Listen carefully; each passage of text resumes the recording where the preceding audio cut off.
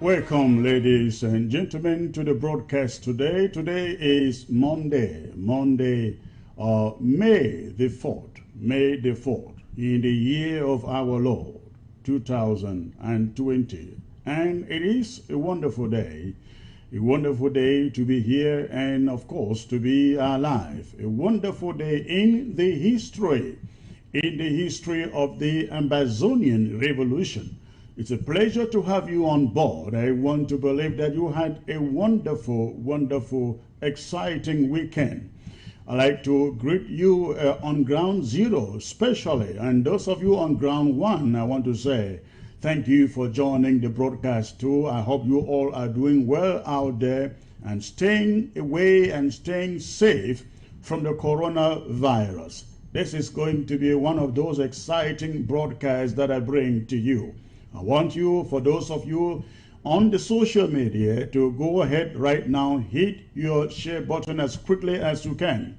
Let us populate the platform. Let us populate the platform. Very interesting, ladies and gentlemen, what I bring to you today.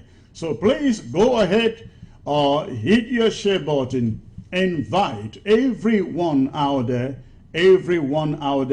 Tell them the anchor man is here, and he is not live, he is alive.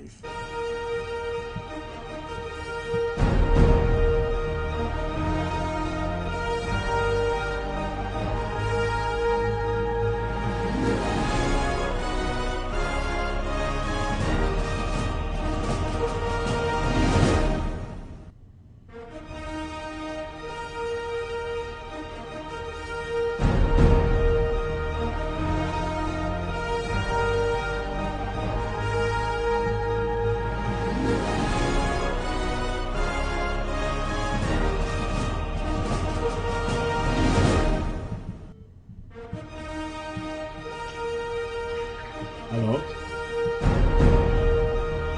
All right. Stay on the line, okay? Stay on the line. Don't drop the phone. Just stay on the line for a while. All right.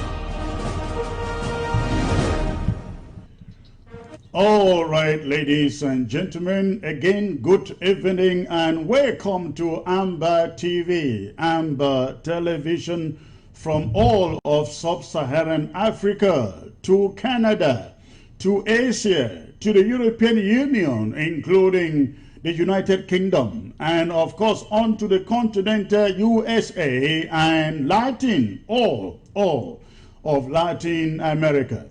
I got important subjects to bring to you, to share with you, discuss with you today. And I consider that the state of the revolution. And before I move on, I just want to say to you, ladies and gentlemen, the state of the revolution cannot be stronger. It cannot be stronger. So please, for those of you joining by way of Facebook, go ahead and hit your share button. If you are watching on YouTube, please, you do the same. And as you do so, let me see those of you who have joined already. Let me see those of you who have joined already. So please go ahead, quickly hit your share button. The moment we have 700 people on this Facebook platform, I will come to you with the presentation of the day. And I have a very special guest that I shall be bringing to you in the latter part of this broadcast. I am talking about the President of the Federal Republic, Dr. Samuel Sako. He will be joining me here to say a word or two to Amazonia for the feat you put out there yesterday. So please hit your share button and bring in, and also of course Barrister Fru Johnson will be joining me in the early part of the broadcast. But before I get to them, I'm going to have also a correspondent from Ground Zero who shall be updating all of us on what is happening in Kugwe. And of course, we learn of an attack today in Guzang, we shall be hearing from a correspondent on Ground Zero giving us updates as to what is happening in those two communities. And then I shall also be speaking about the fourth attempt, the botched attempt, ladies and gentlemen, to end ghost towns in the city of Bamenda by one unelected mayor posing as a mayor of Bamenda 2. We will talk about that. And listen, this is breaking news that I bring to you. I have a footage coming out of Bafut that I believe none of you have seen that footage. La République du Cameroon was dealt a death blow in Bafut last Friday. They were killed in their numbers, and I have express footage that you will only see on ABC. I'll be bringing you that footage when La République du Cameroon says, or one Ground Zero to believe they are winning the war, they are losing. I mean losing. They are losing, and they haven't seen anything yet. I will bring you that extra,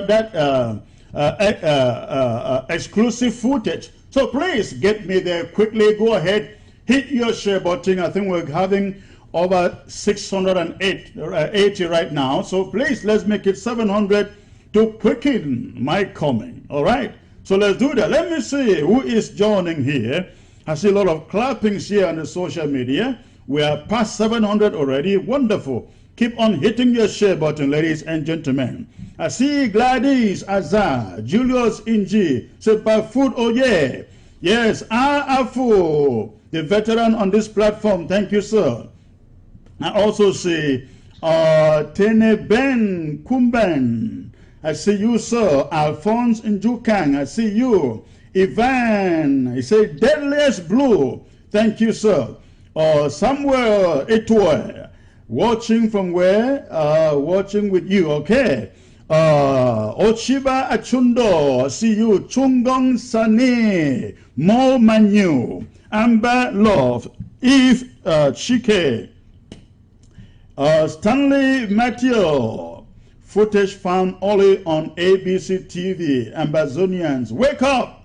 He has said it again. Absolutely, absolutely. Footage found only here. Ladies and gentlemen, let me tell you something. In the coming months, within 2 months, ABC's news department will be up and running Ambazonian and world news on a daily basis.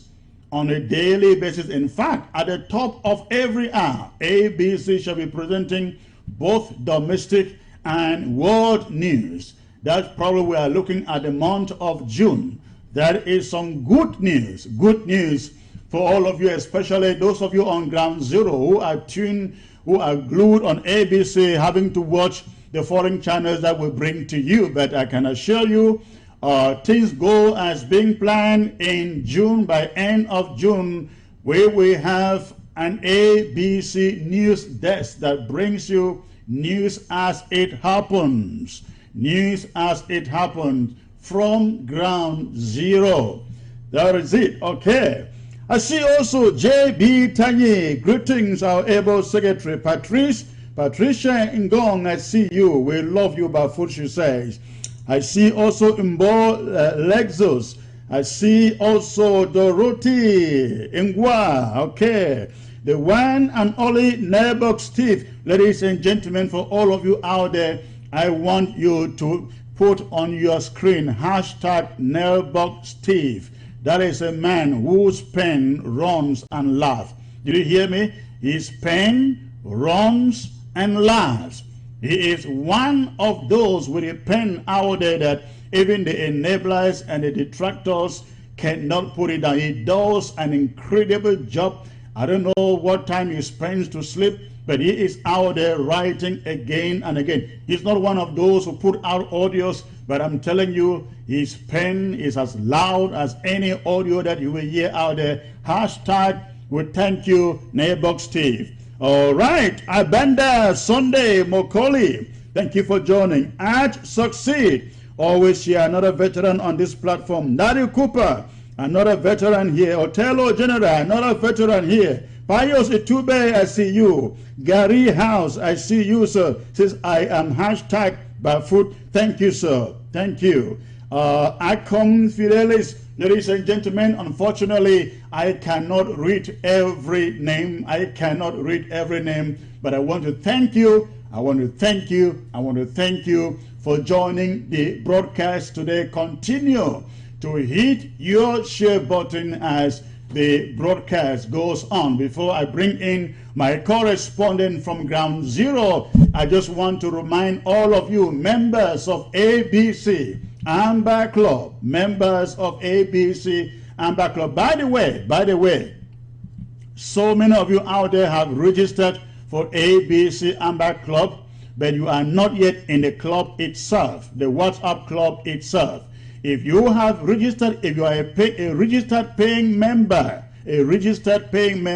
of ABC Amber Club, and you are not yet in the forum, WhatsApp ABC forum, please let me know. Send me a text message or send an email at info@abcambertv.com, and we will get your information. But you can also WhatsApp me that message, and we will include you in the Amber Forum, because that is very, very important. We are having our second club meeting this Saturday, this coming Saturday, and I hope that the club members are excited up there about that meeting. Ladies and gentlemen, I really honestly want to say I have not seen an exciting forum with everybody upbeat like the ABC Amber Club forum. Everybody wants to see something, want to do something. They want to see ABC get to the next level. That is what I have witnessed in that club. The enthusiasm is contagious. Thank you, thank you, thank you. We need 2,000 Amber Club members, and you only need to chip in $5. If you can do more, you can do $10, $20, $100, what amount, whatever you are able to afford. Please get to the website www.abcambertv.org, abcambertv.org. Just click on the banner on the top right hand of that website and sign in to become a member of ABC Club. All right, thank you for tuning in, ladies and gentlemen. Again, I will not keep you any longer. I like to get to Ground Zero, where something is going on. Something is going on in the Kugwe. In the past 2 weeks, ladies and gentlemen, we have been talking about Kugwe. And today I like to bring you some important updates about what is happening in Kugwe. This is very, very important, because we have the enemy. We have an enemy who is trying to fight with us. Who is trying to fight against us and not fight with us. And he continued to issue threats. The last time he came up on the air and threatened to cut people's heads and hang them on sticks. And we thought that was enough. It appears not to be enough. Now we learned that today, there was an attack in Guzang. Guzang is probably just a few miles away from Kugwe, because they are in the same local government area. Now they are attacking in Guzang today. They attacked in Kugwe the other day.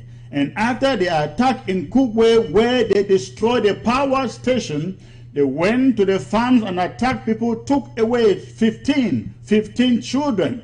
Those children, as I speak, they have not been returned. Their whereabouts remain unknown. And after that attack on the kids, they now send an ultimatum to the community, threatening them and threatening the chiefs asking if they do not allow their boys to return and host a camp in that community, they are coming to attack the community. I guess they have succeeded to do what they promised by going to Guzan today to attack that community. I have with me online somebody who is following up these developments in Kugwe, and he will be able to tell us what he knows about the attacks in Guzan today. I have Martin with me on the line. He is joining me from Abakwa. Hello, Martin.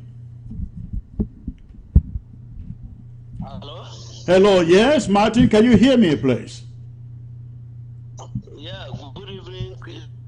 Good evening. Can you get your voice your mouth a little closer to your microphone so we can hear you a little bit louder, please? Yes, this is Martin calling from Kugwe. Thank you. Tell us,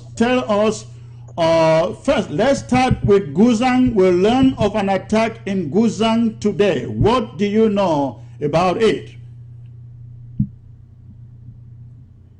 Yeah, I learned that there was an attack in Guzan, but I don't really have more details about it. All right. Tell us, how far is Guzan from Kugwe? I can say Guzan to Kugwe is about 15 kilometers. About 15 kilometers. Okay. So, you don't know so much about what happened there today. We understand there was an attack there today.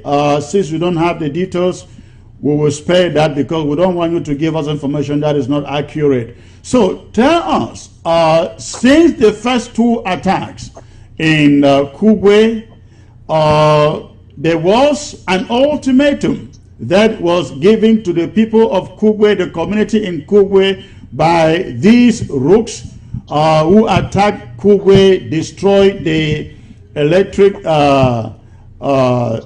plant, and killed the prince and other indigents and took away children. Have those children been returned?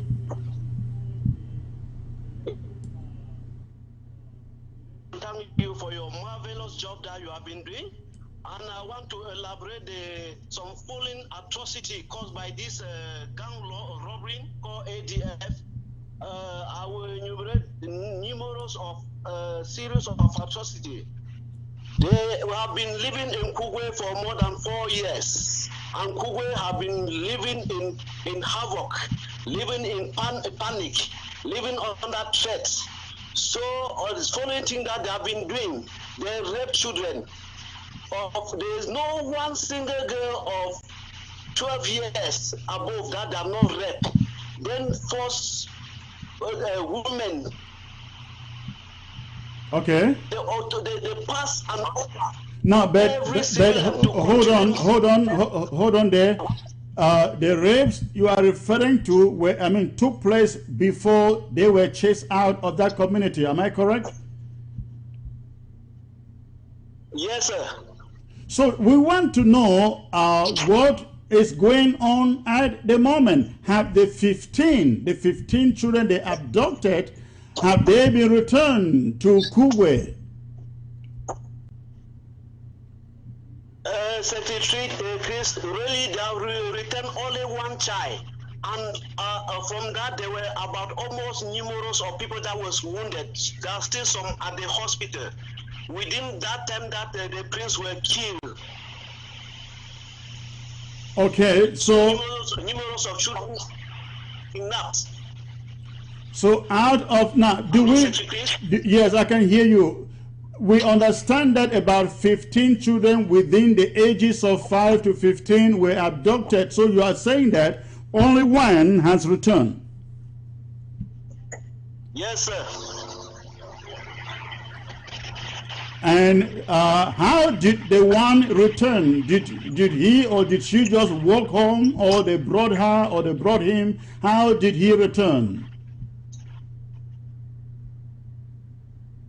They have to send one to somebody to come and give us that we cannot really, not really expose the person. So they send only for somebody to come and return it, sir. And what did they, when they sent the person to bring this one, what did they say about the orders? They keep on repeating and making statement to us that if we don't comply with them, if we don't apologize to them, if we don't allow them to come and settle in Kugwe, they have to enter Kugwe, and they give ultimatum in 2 days and burn everything to dust. That will burn human being and all the properties after all the destruction that they have done. And when did they make this ultimatum? They wrote a letter and sent to Kugwe. So are the 2 days now over, or the 2 days are yet to be over? The 2 days are over. When were they over? The 2 days are already over, sir. Okay. Now, yes. So what is going on at the moment in Kugwe? What are the people thinking? What are they saying? Are they running to the bushes? Or what is going on? Paint a picture for us. Yes, at the moment now in Kugwe, the village is totally empty. So many people have left the village to bushes, and some has traveled to southwest before they come to Bamenda, and there is a gateway to that lead from Efa to Kugwe. They do see that nothing pass to Kugwe. No anybody of Kugwe should be seen passing through Efa. So that's the gateway. So the only way Kugwe people can use to escape, they pass through bushes, pass through forest. Some are went to southwest, some are went to other destinations that we cannot even know. Some are even missing up to date. Some are sick somewhere in the forest, sir. How about the chief who was initially threatened that his head was going to be cut and others? Has he too left the village? Sir, I can really make you know. We cannot really know the destination of any now. The few that we happen to discover them in town, they are there. We don't even, my own brother, we don't know where they are right now. Even the chief, we don't know where they are. Now, how about the restoration forces in that area? Where are they? What are they doing? Because I understand, I mean, but what is, tell me this, explain this to me first. What is the difference between Batibo and Kugwe? Yeah, Kugwe is a village under Batibo subdivision. Okay. In Momo. The Batibo local, Mogamo, right? Mogamo local government, you mean? Yes, sir. Okay, now we have quite a number of restoration fighters in Batibo. Where are they, and what are they doing that everybody in Kugwe is packing out, and we are not hearing anything about them? You are not the expert here, but for just information purposes, what are you hearing? Yes, sir, that is a question that everybody is asking. That Kugwe has taken the measure to show that they have to send this guy out of Kugwe, but nobody, we have not seen the consent. So it's only one of our fighter that they came, one of the team that came and made only 1 day and returned. Till then to now, we don't know what to do, sir. Everybody is in total confusion and panic. So since they left, they never came back, sir. Now, these Rook fighters, these so-called Rook fighters, I call them losers, who were chased out of Kugwe, it appears to me they are still lurking somewhere in that same vicinity in the communities of Kugwe, Guzang, Batibo as a whole. Am I correct? Yes, sir. So they have essentially not gone anywhere.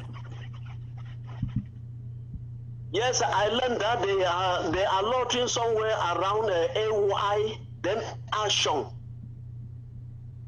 Okay. Those are some villages under.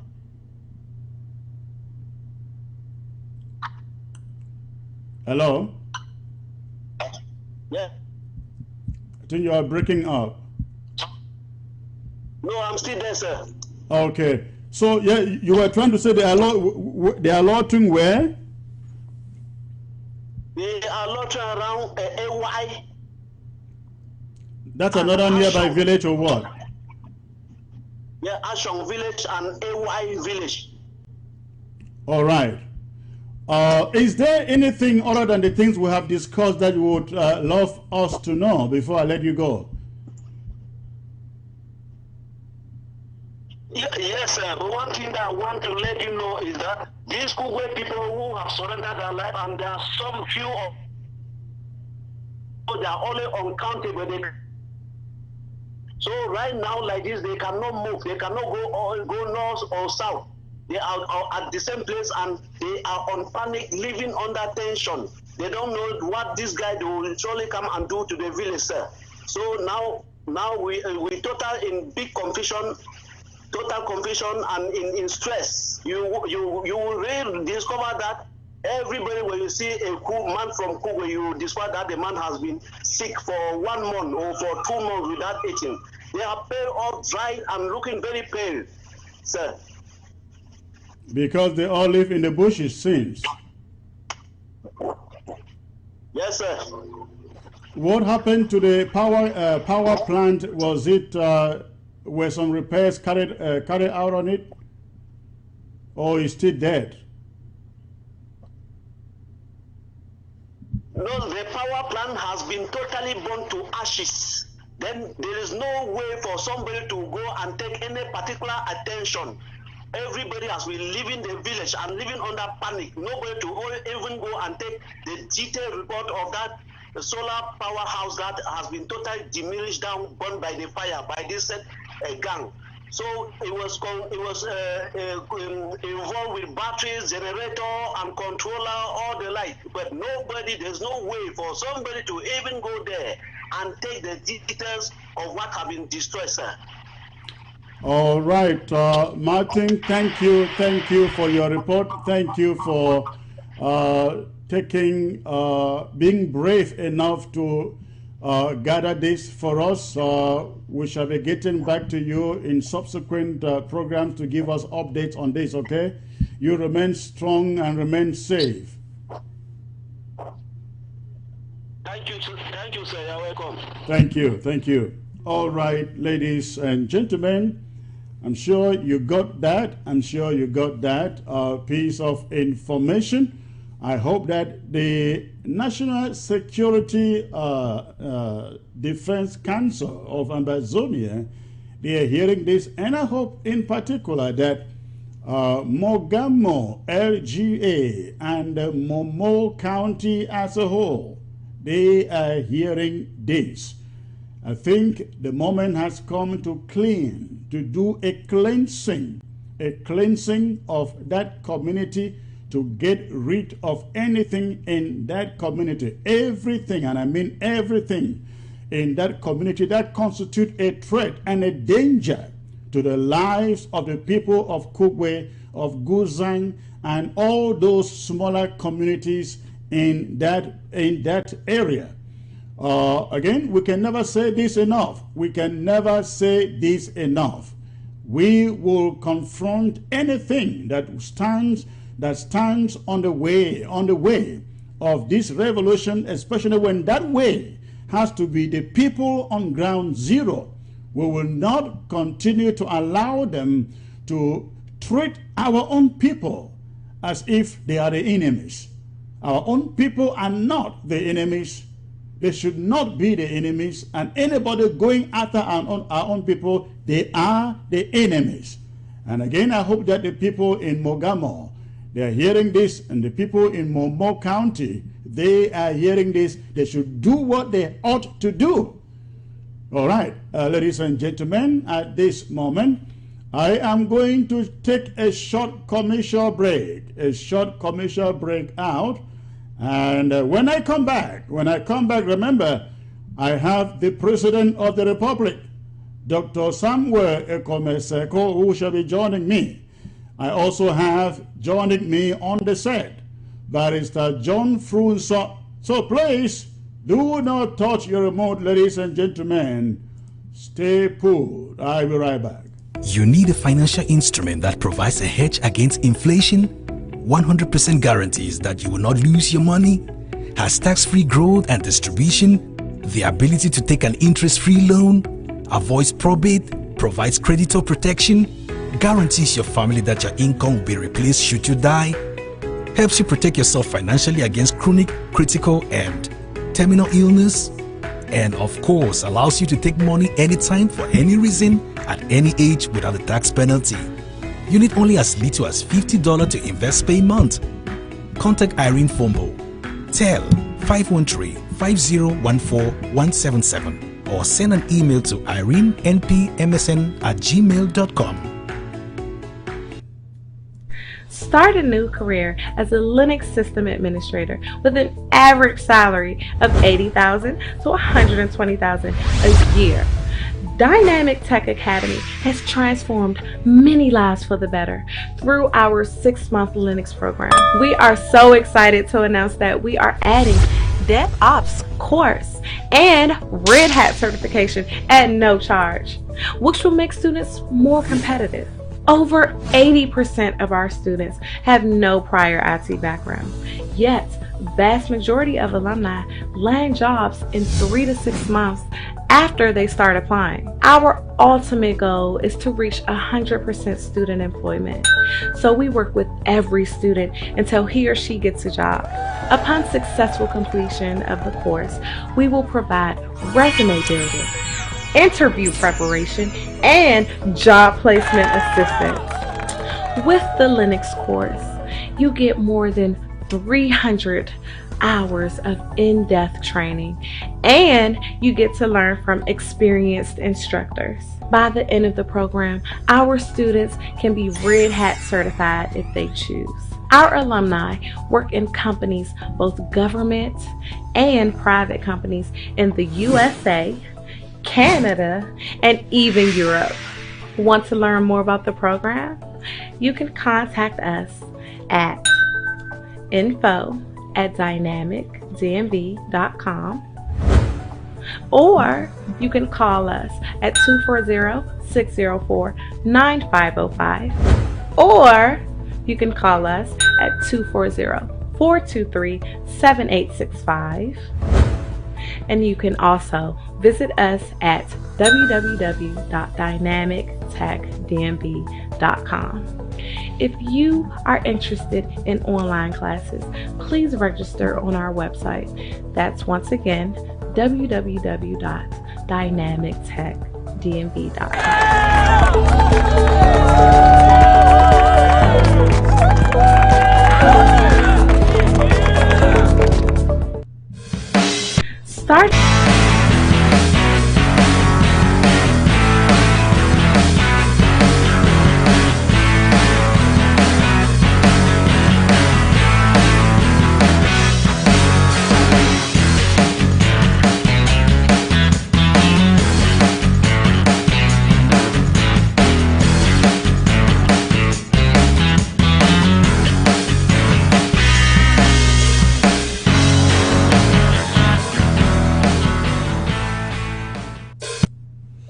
Welcome back, ladies and gentlemen. Again, it's a pleasure to be with you today. I am here joined by Barrister John through Nsoh, who will be discussing with me some of the issues that I just brought to you, especially that of Guzang, that of Kugwe, and we shall also be discussing Bamenda and all that the regime in that city is trying to do to end the ghost towns in Bamenda. Barrister John, once more, it's a privilege to have you, sir.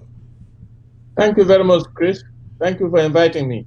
Thank you. Wonderful, wonderful. Tell me, you just listened to my conversation with that correspondent in Kugwe talking about what is going on there. What is your take on the situation in Kugwe? Because it doesn't look good to me. It doesn't look good, especially when that community has been attacked again and again and again. The people are still in pain. They don't know where their children are. We are talking about children within the ages of 5 to 15. What is your take? Chris, I was very disheartened when I heard that report. And the first thing that came to mind is, where is Chairman Jackson of Momo? He was supposed to have taken charge of what is happening in Kugwe and send our restoration forces a backup, even from Bali, even from other neighboring restoration forces, to get those criminals out of Kugwe and out of Ashong and out of Ange, and where the correspondent who said they were. If we don't get those people out of there, our people will perish in Kugwe, and that is not good for us. The ADF is a cancer planted and nourished by La Republic of Cameroon in our territory. We have to start realizing that that is a very dangerous force embedded by La Republic of Cameroon and encouraged by La Republic of Cameroon. We must do something about it. Chris, just before I got into this studio, I had a report from Guzang that is troubling. Yeah, tell me what you learned, because I learned about it, but I didn't get the details of it because I was preparing for this broadcast. The details is that La Republic of Cameroon attacked Guzang market. The military of La Republic of Cameroon, and they were overpowered by the restoration forces. So they withdrew. As they withdrew, 15 ADF forces entered Guzang with motorcycles, and they have been battling the restoration forces up to now as we speak. That is the report I'm getting. So instead of going into Guzang to join hands with the restoration forces to combat, to battle French Cameroon terrorist forces, these losers went in to fight against our own brothers, our own legitimate forces. That's what you're saying? That's what I'm saying, Chris. As we speak, 15 ADF forces on motorbikes. As soon as La Republic withdrew, they entered Guzang. Is it possible is it possible that La Republic came back in and fought side by side with them? That is what I don't know, but that is the report I got before I came here. And that was this morning, and the fighting is still going on. So you can see that ADF and La Republic are one and the same thing. Do we now have any idea about any casualties or injured? Not yet, Chris. I'm calling on Chairman Jackson, wherever he is, to immediately dispatch the Momo Marines, which are very effective, and all the other forces for a backup into Kugwe to clean that area of these criminals. Right. That is the question everybody is asking. You have the Momo Marines there. You have the other team commanded by Commando, and I think there's another group too in there. How can these groups leave Kugwe to go through the pain they are going through? That question we need to ask Chairman Jackson. I hope that Chairman Jackson is watching and can call in to this show, or any person with authority in the Mogamo is watching and listening and can call in to this show and give Ambazonians a little updates as to why these rooks, losers we are talking about, they are not, I don't think they are up to a dozen of them causing this havoc. But you have the Marines, you have the other teams all over the place, and they can't do anything. Chris, I want to say that those guys left Krugwe, they didn't go very far. Because from Krugwe to Efa, it's an easy road. I hear that these criminals are blocking the people from Krugwe from passing through Efa to go to Bamenda. Meaning that they have encircled Krugwe, which means that our forces, if they don't get in there, Krugwe is finished. They are planning to come and burn down the village of Krugwe. They are planning to kill everybody in Krugwe.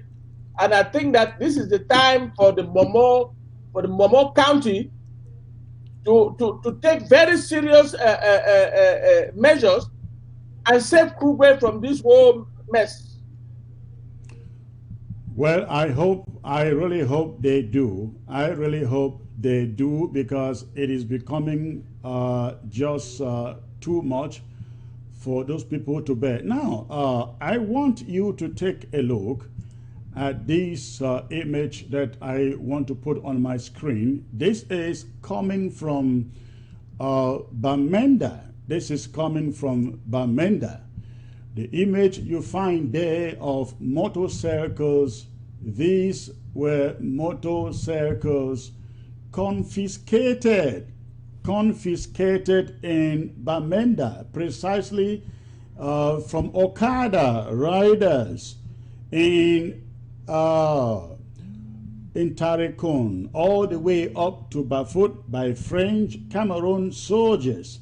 By French Cameroon soldiers. You will not see this footage anywhere. This was sent to us only to ABC. You will not see this happening anywhere. So, the campaign, ladies and gentlemen, the campaign, Barrister John, to get rid of indigenous bikers, motorbikers in the city of Bamenda continues. We are told that these ones that you see are coming from upstation, public security upstation Bamenda. Now, these are the only ones. These are the ones at that location only. The other locations, we do not know how many they have there. But this is the intimidation that is going on in Bamenda, where they are systematically trying to get rid of indigenous motorbike riders in Bamenda. What are your thoughts about this? Yes, Chris, what I want to know is what happened in Bamenda today, the ghost town today. That's what I want to know. Yeah, we were going to come to that, but what you are seeing is part of the plan to finally end ghost towns in Bamenda. But go ahead, please. It will not work. It will not work. I think that our restoration forces are up to the task. They have already given a warning, all the way from Gokutunja down to Mezam, right from Wum to through Bafut to Bamenda. They are going to be very serious on maintaining our ghost towns. These motorcycles that you see were seized from our people, our indigenous riders, and they were supposed to have returned some. And the other day they put out a footage saying that on the 1st of May, there were bike riders in Bamenda protesting ghost towns, which was a lie. The bike riders were protesting against the seizure of their bikes.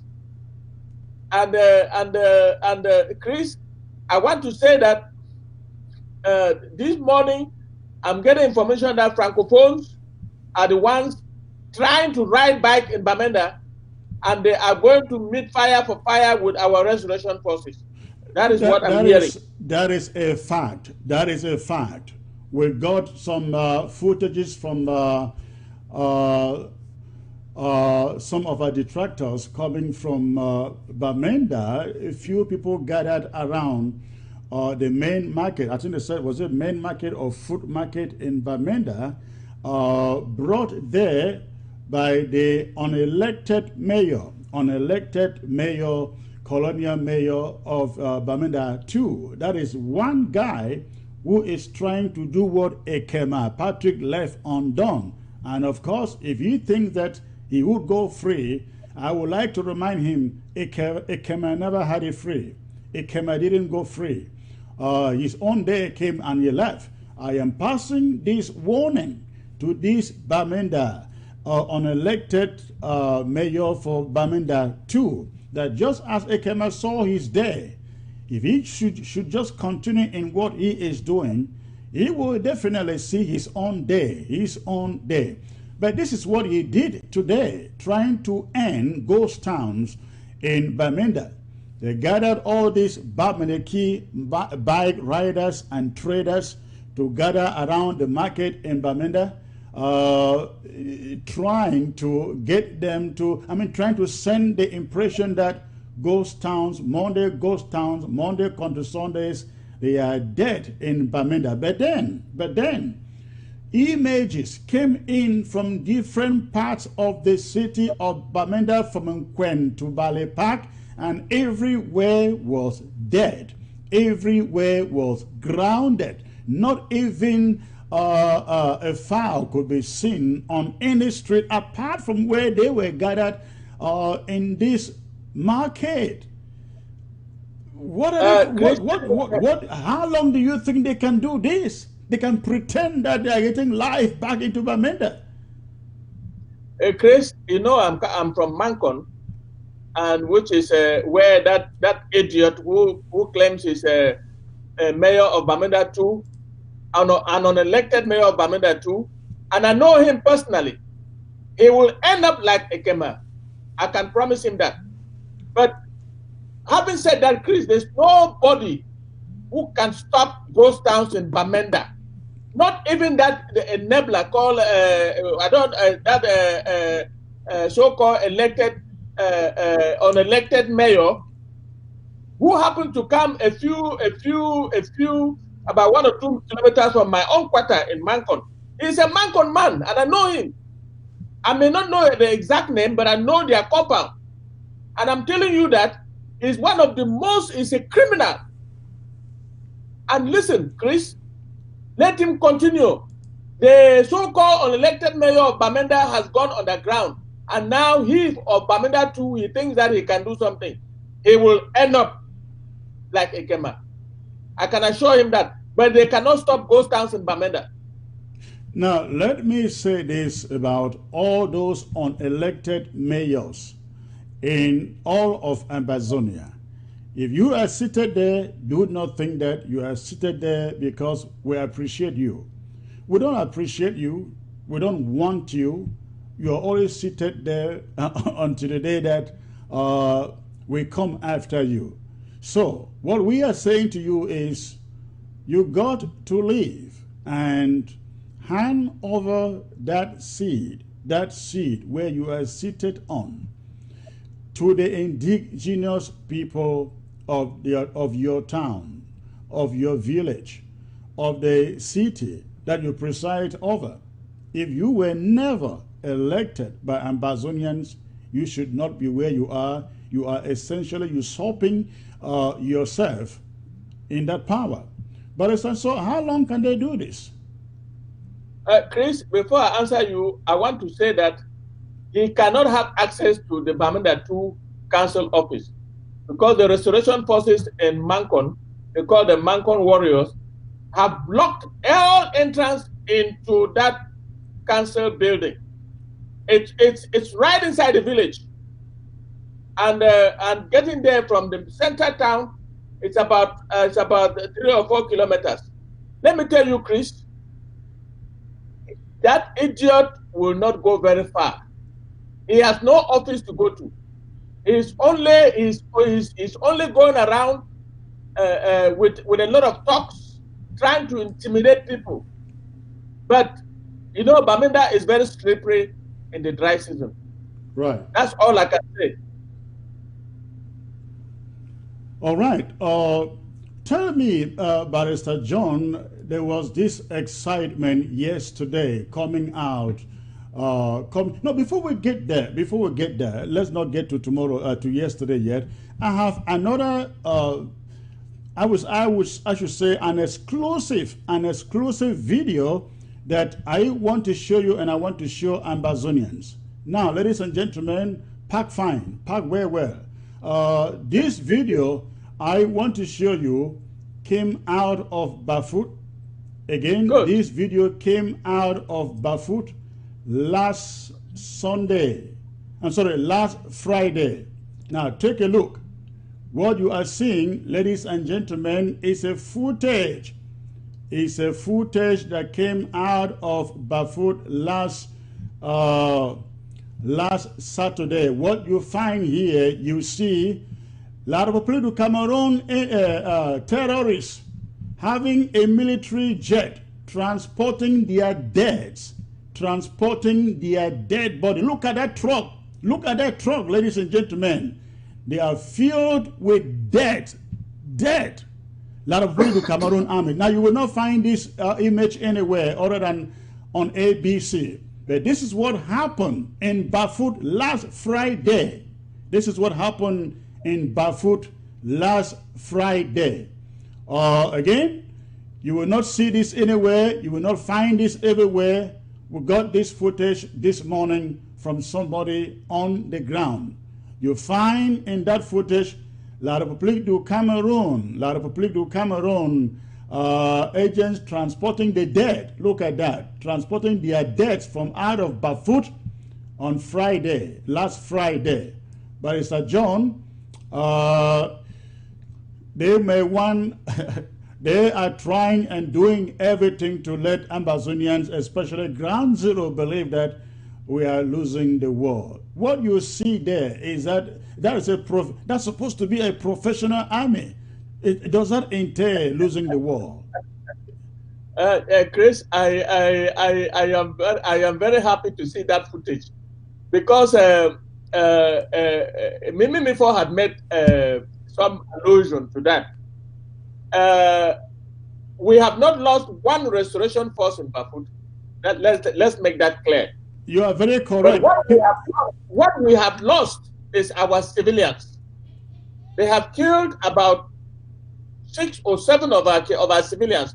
You know, one that they cut off the head and hung it.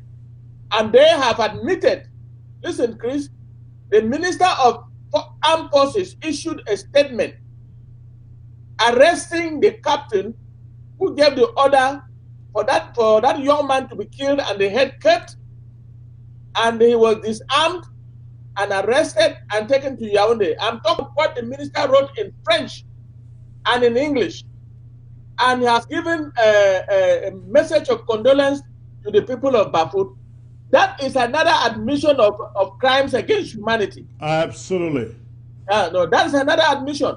But let me tell you, the Bafut 7 Qatar have done an excellent job. Because before, it is as a result of this killing that they got angry and got on the civilians. They could not get any of our restoration forces, by no means. Right. And I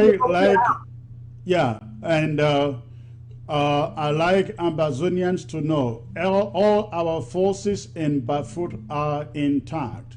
Our forces in Bafut are intact. Now I call these La République du Cameroon army Boy Scouts. Yes. Boy Scouts, because they have been fighting on train and untrained, tattered army gathered together without any form of training for 4 years, Barrister John. 4 years. 4 years. They have been fighting an untrained army, and they cannot defeat them. What a shame. If they think that we are losing, let them look at the videos. Let them look at the pictures that we see here. Barrister John, please. Yes, sir. Before I continue, I want you to know that the most notorious criminal who was calling himself General Alaji, you know, you made mention of that man. Exactly, I did. Yes. He has been killed by La République. La République killed him too. No, they did not kill him. They did not kill him. Alaji is alive. Oh, he is? He's alive. Oh, the information I got is that they shot him on the legs and finally killed him. I don't know uh, if he's alive, but he Alaji is alive. I hope that he learns a lesson and repents and fight for Ambazonia and not fight against Ambazonians and not abduct Ambazonians and not take ransoms from Ambazonians and not do anything that stands on the way of this revolution. The same thing goes to the guy in Indian called Ikeku or Keku, somebody like that. There are some of them who are notorious for going against our own people, fighting our own people, our own communities, and not La République du Cameroon. And talking about Alaji, yes, I have mentioned his name here before, and I will still do it unless they change, because we will not for a moment tolerate anybody out there trying to inflict any more pain than the people can accept out there. You just dampened my spirit by saying that he has not been killed. I was happy when I read that he has been killed. But if you say he's alive, that dampens my spirit. To answer your question about La République forces, let me tell you, Chris, the forces are fighting with very low morale. They don't have the type of money that they had from the beginning. Right. The money is drying up, and most of them who are fighting are people who are from the same tribe, the Bulu tribe. All the others have deserted. A lot of our people who are in the army have deserted, except the blacklegs. Of course, you always have blacklegs. Absolutely. But let me tell you, the army is the worst army on earth. It is Mr. Bia's militia. You cannot call it an army, because if it was a Republican army, they would not be fighting us the way they are doing. Absolutely. Now, let's get to the last point, Barrister John, before I bring in the president, who has been waiting in the background. You find on your screen, Swiss donate billions to La République du Cameroon. And you can imagine there are so many interpretations out there as to what that means. What are the implications? Some out there, of course, our detractors, those who have always thought that the Swiss deal or the Swiss mediation is fake, they will say, look at how much money the Swiss in that matter are throwing at La République du Cameroon. The Swiss deal is dead. It did not exist from the beginning. That's what they will say. That's what they will say. You are somebody who, as a legal man, who understands international relations. What does this donation mean to you, sir? I am at loss as to what the Swiss have done. But you know, the Swiss are used to giving humanitarian aid around the world. I cannot claim that this money is meant for La République du Cameroon. I think it's meant for humanitarian help to help fight the coronavirus. I don't think that the Swiss will now, knowing what they know about La République du Cameroon and Paul Biya is no longer living. I don't think the Swiss will throw their money in a failed state like La République du Cameroon. Having said that, it has nothing, I will repeat, it has nothing to do with the Swiss-led mediation. The Swiss-led mediation is not controlled only by the Swiss. It's controlled by the United States of America, the European Union, the Canadians, the Germans, who are the leaders in the European Union, and to a lesser extent the British government. And you will not believe this, the AU is also supporting the Swiss initiative. Therefore, it's an international negotiation to end this war between the Federal Republic of Amazonia, of Southern Cameroon, and La République du Cameroon. And whether the Swiss give what to La République du Cameroon, it should not be seen to affect the Swiss negotiations, the the Swiss-led negotiations and their ability to mediate. They are only mediating. They are not part of the problem. And if they were alone, Chris, yes, I will add that we withdraw. But they are supported by the world, by the big boys of the world. Absolutely. So I will not cast aspersions on the Swiss-led mediation. It's intact. And of course, from my own perspective, I would think mediation or no mediation, the Swiss have had a relationship, a diplomatic relationship with French Cameroon for a long time. They will continue to do what diplomatic relations do to their partners. So I do not think because, they are in the middle trying to mediate between French Cameroon and Ambazonia that they will no longer support French Cameroon as they have done over the years. Exactly. All right. Again, in a few minutes, I'll bring in the president to join. But why don't we have a small word on what happened yesterday, Chris? I'm coming to that to you. And in fact, Barrister John, I was told that your own donation was fake. Tell us about that. That was a fake donation? I just sent it to you. I just wanted you were one of the enablers, one of the detractors. It said, Chris, if you don't mind, let me read it to you. Okay. I am in a Sako scamming Zoom meeting. They've practically raised $0. Nsoh made a fake contribution. The most comic thing is that they are announcing donations from so-called LGAs. Now, how can I donate my money to me? 600 in attendance, 400 of us came in for fun. Can you imagine that? Can you imagine what a detractor can write? I am not surprised with this. He was watching, particularly some of us, so that my picture is there, Chris. Oh. Yes, he has even put my picture. Okay. I want to announce to him. To set the record straight. The last count in that Zoom meeting was 686 people. 686 people.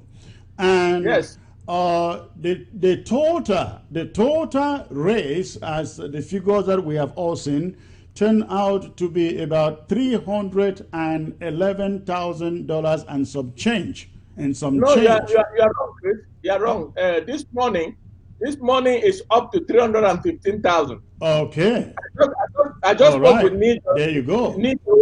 I just spoke with Nijo, and this morning I have just sent in my first $200, and I'm going to try every month until I get my 1,000. I am an Ambazonian. I have been drafted, and I'm from Bamenda too. Let this enabler know that I have paid my own through Zelle from Bank of America.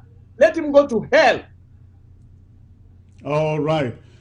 Barrister John, thanks for showing up. Please stay put. I will bring you back at the end of this conversation with the president. The president is coming up next. So please, ladies and gentlemen, stay tuned. You need a financial instrument that provides a hedge against inflation, 100% guarantees that you will not lose your money, has tax-free growth and distribution, the ability to take an interest-free loan, avoids probate, provides creditor protection, guarantees your family that your income will be replaced should you die, helps you protect yourself financially against chronic, critical, and terminal illness, and of course allows you to take money anytime for any reason at any age without a tax penalty. You need only as little as $50 to invest per month. Contact Irene Fombo, tel 513-5014-177 or send an email to irenenpmsn@gmail.com. Are you tired of going from dealership to dealership looking for that used car that perfectly fits both your lifestyle and your budget? Are you bored with the same old tactics, the same old styles, and the same old disappointments when you don't find exactly what you want? Are you frustrated because of bad credit or tired of being rejected of in-house financing?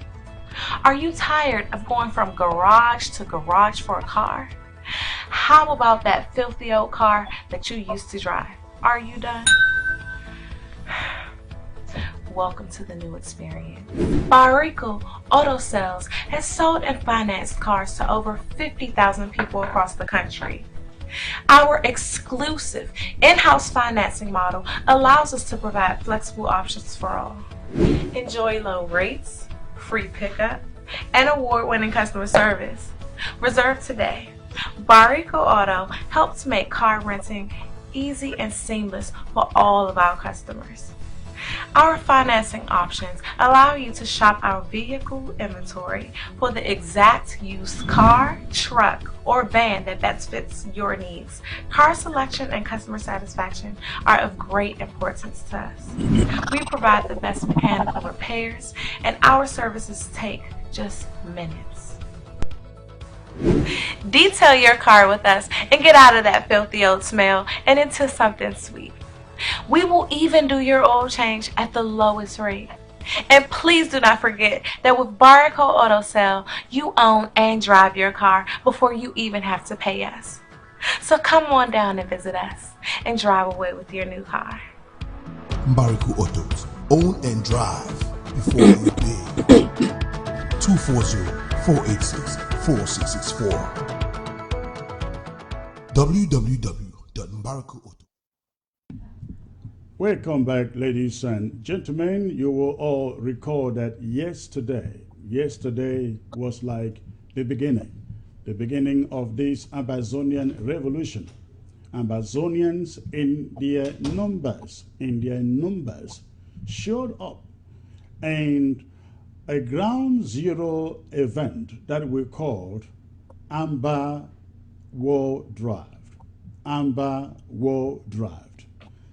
And one thing they did, they demonstrated to Ambazonians, they demonstrated to ground zero that they are in for this war till the end.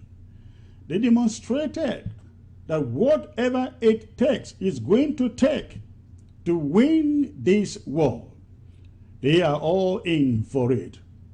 They demonstrated that they trust the leadership of this interim government to prosecute this war to the end. They came out from Ndu, from Nkambe, from Santa, from Mancon, from the BLM. You can name the rest, all of Ambazonia, in their counties, from their local governments. They came out yesterday, responded to the president's call for a war draft, and they came out, everybody with $1,000, some with $500. Some counties were giving over $30,000. And by the end of the day, we had come to a total amount of, as you just heard from Barrister John, over $315,000. Over $315,000. That's about over 150 million CFA francs. Ladies and gentlemen, if somebody, especially those of you watching at me from ground zero, if somebody told you that the momentum is gone, tell that person it's a fat lie. The momentum is there. It is being resurrected as per what you all encountered yesterday. Thank God ABC was there to cover it live for the whole day. In fact, I saw 1,100 people glued on ABC to see what was going on till the end of it. Unfortunately, for those of you watching by way of Facebook, at a certain point, Facebook had to cut us off because they actually did a good job though, because Facebook would only allow you to stream for 3 hours maximum a day. But they kept it on for almost the entire day until around, I think, about 5 p.m. yesterday that they shut us down. But Ground Zero was watching everything by way of satellite.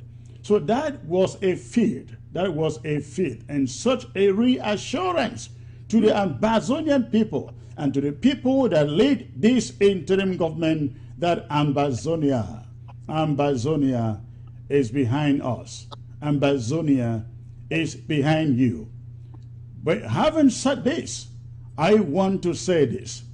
This must not be another my trip to Boya.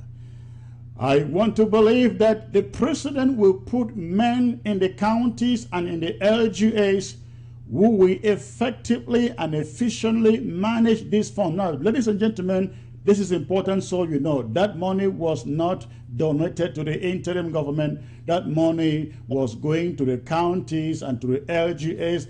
They have the responsibility to manage those funds and give accounts to the central government, how they use it and where they use it. And I just want to believe that the president as the chief executive, the commander-in-chief, the leader of the revolution will sit on top of this and make sure that at the end of the day, we are going to see tangible things done with the funds raised yesterday. Again, I am joined by the president himself, Dr. Samuel Ekome Sako, President, Federal Republic of Ambazonia.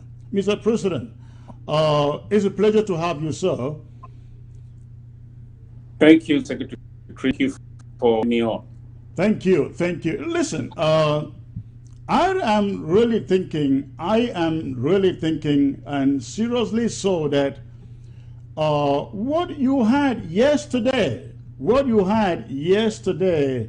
it was a hurricane. It was a hurricane because did you expect this going into that meeting yesterday? I believe in the indomitable spirit of our people. And I always know that Ambazonians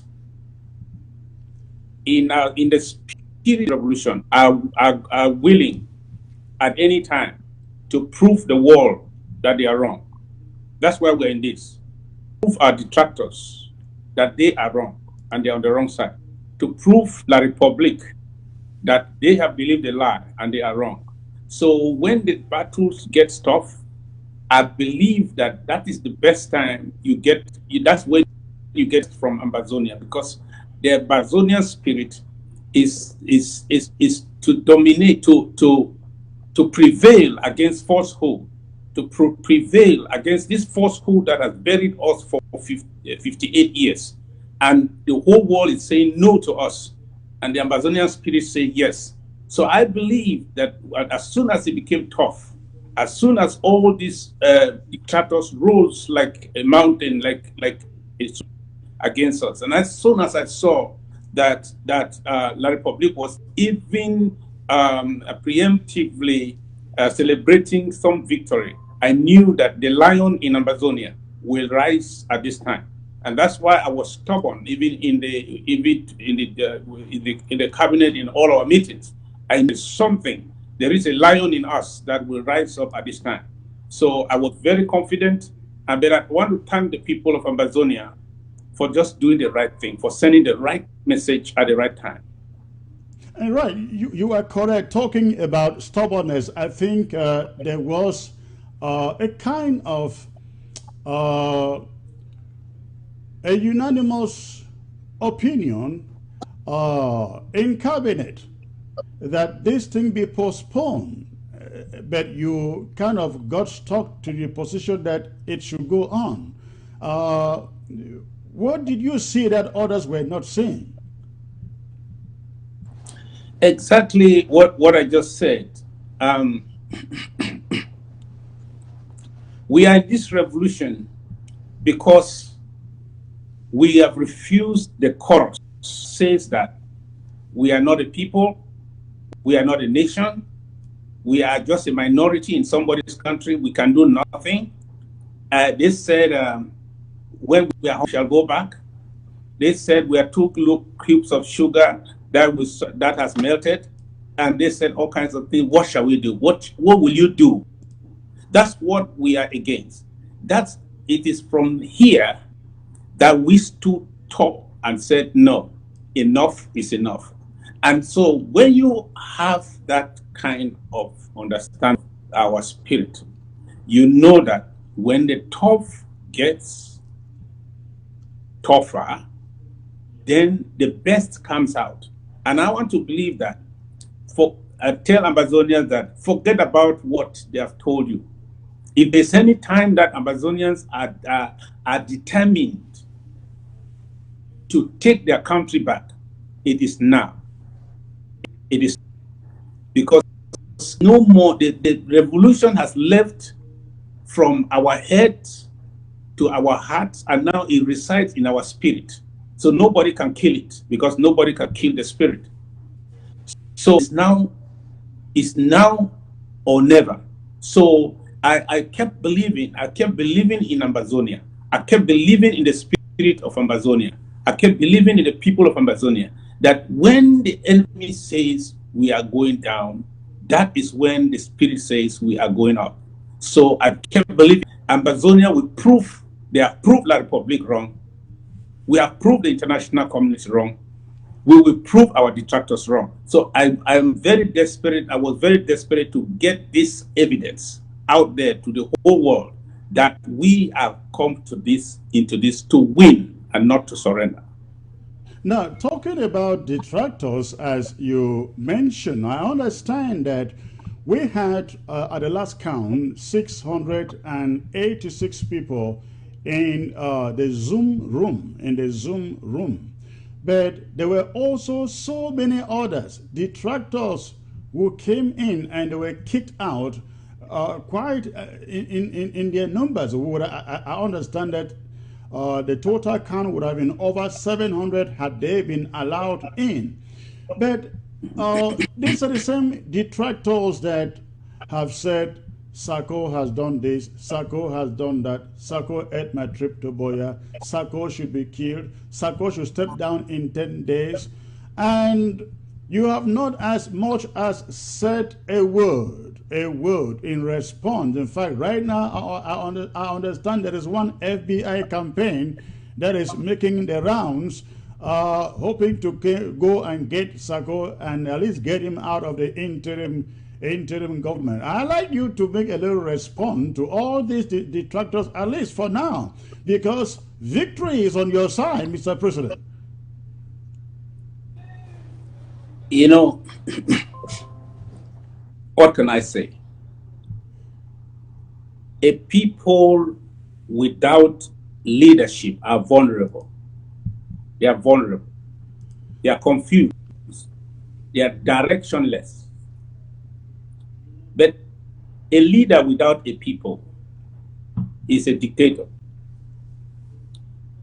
I believe in this Ambazonia, the one we want to have is one that a leader listens to the people. He can tap into the spirit of the people. And so he can lead them. But the offshoot of the kind of activism, the kind of the actions of are from the offshoot of a lack of or bad examples that we have in our revolution. People who want to lead without the people.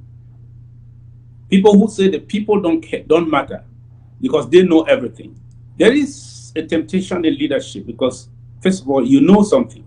You know, everybody knows something. We go to school to learn something. And the greatest obstacle to learning something is what you have already learned. And so sometimes you don't listen. You don't listen because you think you know everything. And when you take that into leadership, you want to be telling the people what you should be listening from them. You want to tell the people, telling them everything, telling them what Ambazonia must be, who should govern Ambazonia, what is right, what is wrong, and you don't care what the people say. And this is what has birthed this kind of activism at the war revolution, where people believe that what they say is right and the people don't matter. They think is right and what they want is right. What the people want does not matter, because after all, the people are there to follow the leadership, and it doesn't matter what they think, and that's wrong. You know, when I discover that I am with the people, I am in a secure place. When I think that I have tapped into the spirit of the people and I understand people want, I am comfortable. That's the most comfortable place to be. And I know that my detractors will meet me somewhere. That my detractors will go around the world and meet me there. Because there is no revolution without the people. There is no revolution without the people. So if I've tapped into the spirit of the people and I know where we stand at this time, I stay with the people. I know you will go round and round and round. You will come back to the people.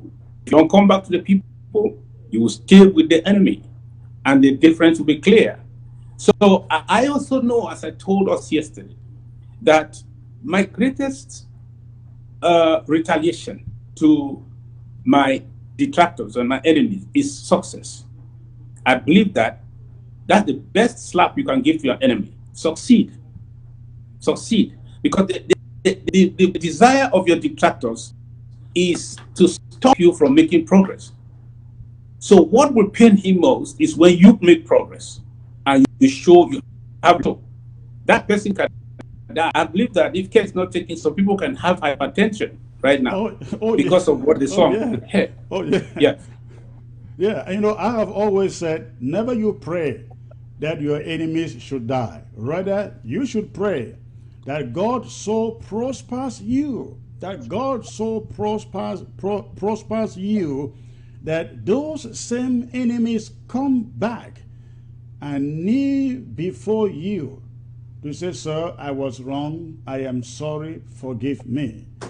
And I think we are looking at some of those moments when some of those detractors and enablers and so-called peace crusaders will begin to come back and say, we were wrong. What do you think about that? Yes, that is always my best moment after the pain, after all the pain. I've had it many times in my life. That's my best moment, when the mouth that tried to destroy me, the mouth that tried to dissuade people from me, that called me all kinds of names, turns around and says, I'm sorry, I was wrong. I'm sorry, I think you were right. They say it in many ways. They come back. Some don't have the courage to come back. You can their body language. You can see it from the way they talk. That's my best moment. That's the best reward. Yeah, you get as it is. So for me, I look forward, and not from now, that many of them will understand that they have chosen the wrong side of history. They have taken the wrong side of the conflict, of this conflict, but too soon, that they let people be, and that we finally got to Boya. That would be my best day. You know, a revolution is started by many people. It's just like a race. I was very young. We're going to Mount Sako race. We're seeing our people, our elder ones run the race. But I discovered that from the beginning at the stadium, there were hundreds upon hundreds. But when it was time, around 4 hours plus, and the winners were coming, I saw them trickling down one after another. They were coming, just a few, and some did not even make it up to the summit. They disappeared in the forest or the hot one or hot two, and went back to their houses. So this is started by many, it's finished by a few. And that's what it is with this revolution. I can tell you that we should go yet. Not with everyone that led this revolution, but we shall surely go, because it takes few pillars to build, to construct this building. And those are the pillars that will last. A pillar is not a pillar if it will not last till the end. So I am very, very grateful to the people of Azonia. This is a victory for Amazonia. This is a message to 4 categories of people. It's a message to our detractors. There is a message to the international community. It is a great message to La République du Cameroon that was already celebrating that we have finished. They are just running up. You heard the French ambassador talk that nonsense. Everything is quiet. Right. There are some things I will not say right here, right now. It is not convenient. But I want to tell you that this fight has just gone because we are just going to get to the next level. There are things I'm going to do, we are going to do as a government. I don't need to say that here. But see that this momentum you saw is going to be converted wholly into the mission that will take us to Buea. That is what I see in my vision. And that is what Amazonians have said. And to Buea, we will go. And when we talk about this money that was raised, our detractors, we equate it to another my trip to Buea. What would you have to say to them? What do they call my trip to Buea? These are 2 different formula that we used. The number 1 formula, before my trip to Buea, we did not have a community army. We had individual contractors. Tiger here, Ghost here, SCDF here, this other one here. Individual initiatives, CEOs that had their small groups spontaneously trying to respond to the massacres. And so I came around, I discovered that no, we cannot be the government and don't have some kind of coordinated response to this ongoing genocide and massacre. But who do we use? I decided that let me bring these private contractors or private initiatives into one group, one place, so that some modicum of control over the actions that are going on the ground, so that there will be some form of coordination. That is how ASC was created. That's how ASC was. It was a independent groups that were doing their thing. Leadership had their structure, had their everything.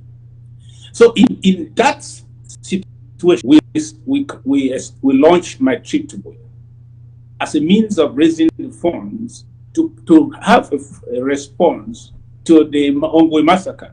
So what would you have done differently? The only people you have are people that are independent, that they are at least have some kind of response to the massacre that's going on committed by the beasts and the gendarmes from Dadi to Manu to all over the place. So what do? Having brought them together, most of the money was given to them to carry on with the exercise of responding to the killers of our people. Now, you couldn't bypass any of these people time. If we are saying today, because we have moved on, we have evolved. Because by then we had none of this. You were going to meet a contractor who says that I own the tiger and I have my tigers. They are able to help the people of Papa and the people of the other village not to be killed by La République. We raise money. What will you do with the money? What will you do with the money you raise? You put it in the hands of those people, the ASC, to make sure that they give you what they can give. So at that point, we had no control over the boys. We had control over the money. We had no control over the machinery. We had control over the money. And what will you have done differently? We have to use what we have until we can get our own. I mean, we have to borrow what we don't have until we have our own that we can take care of. That's what it is. In this particular situation right now, with the Amber War Draft, it is not. We are not dealing with individual groups, contractors. These are defense groups that have been able to transform into a community-based which is answerable to the government. And now the people who are in charge there, they have control. They know who is who. They are not fooled by anybody who says, give me money, I have this, and I will give this, and any control because you are not part of his organization. That is how we have evolved from a private militia to now a community-based resistance. And so we have a better chance for us to put the money to use and see it work, and even have the checks and balances which are very, very possible within the decentralized structure to know that this money is put into effective use. We did not have that chance when we're dealing with private contractors. We had no choice. We had no choice. Another choice using somebody else to stop the bleeding. We had to use those that were available to stop the bleeding. We had to use them that were available to stop the bleeding. But they did what they did, and they did not do what they were supposed to do effectively. That's one part of it. Number two, my trip to Boya was a general fundraiser that actually ran the government. It wasn't just the aid.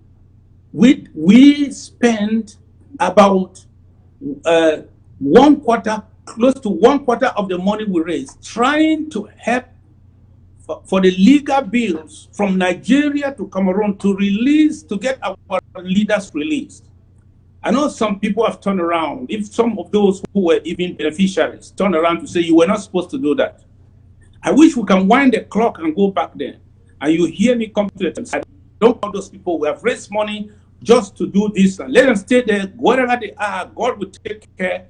What would some of these people have said? They would have said, I am wicked. They would have said, I am heartless. But I did not do that. At least I took that decision moment. I said, it is good for us to know where our leaders are. It is good for us to know they are even alive. It is good for us to have a habeas corpus in Nigeria, another one in Cameroon. It's good for us to fly lawyers from all over the place to see if we can know where they are, if we can get them out. We did that. A good decision. Take yourself back to that position and tell me if you would have done it differently. We needed a television. We had a television that, at least at that very low moment, it was supposed to keep the message, the revolutionary message, going on ground zero. Should we have said no television now because we have just raised money? We have to make sure that we prosecute this struggle. Part of the struggle is information. And I made a choice because there was no money flowing into the government from other sources. The moment we launched my trip to Boya, that was the main fund that ran the government. We paid more than 100,000 to run the communication wing, which was the other television BBC. Was that the wrong decision? Take yourself back to that position and tell me if it was a bad decision. Those are the things we did. Put that together. It's about half of the money, close to half of the money that was my trip to Boya. But we still use these private contractors to do something.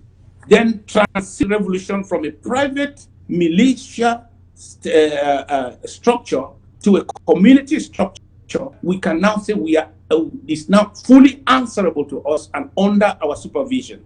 So what has happened is this revolution is also an evolution. Wonderful. That's quite an elaborate answer there, and I want to believe that Ground Zero is listening to you do some of these explanations, because we've not spoken about this for quite a while. I was part of my trip to Boya. I mean, as far as raising and managing the funds was concerned. And it is sometimes very, very frustrating when you see intelligent and smart people who ought to know how those funds were used. Yes, there were some was misused. As you just said, we had contractors running for an army, and they take money, put it in their pockets, and the boys on Ground Zero never saw the money. We helped our leaders who were abducted at the time in Nigeria. We paid over 100,000 in bills to Nigeria alone. And talk less when they got to Yaoundé. They were refugees, humanitarian situation in Nigeria. Money went to those groups, the refugees in Nigeria, until we realized that if we kept sending all the money to Nigeria, we're not going to do anything on ground zero. And then the self-defense aspect came in. And of course, we will not forget also the DOD. They had a hole, essentially, in the pockets of this interim government. Money was going to them. Nobody knew what they were doing with the money. In fact, individuals were using that money for their own selfish purposes. And so, ladies and gentlemen, when you ask about my trip to Boya, it is not because the answers are not there. The audit has been done. Mr. President, let me also add this, because some caller asked about my trip to Boya yesterday. I was a little offended that you even attempt answering that question, because you will never answer that question enough, especially to people who want to see you fail.